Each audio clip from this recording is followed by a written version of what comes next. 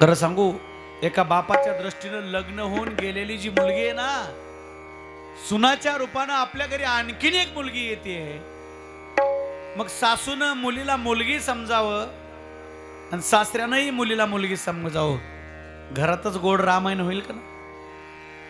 तो सोपा विषय आहे.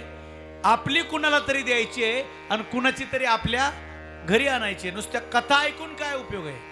रामायण घरात सादर करता येतं. काय ऐकावं पुन्हा पुन्हा पुन्हा पुन्हा रामायण काय ऐकावं? 2% जरी रामायण रक्तात उतरलं तर वाद विवाद संपून जाईल आणि प्रेमानं घर नांदतील महाराज. अरे भावानी भावावर किती प्रेम करावं, सासून सुनेवर किती प्रेम करावं.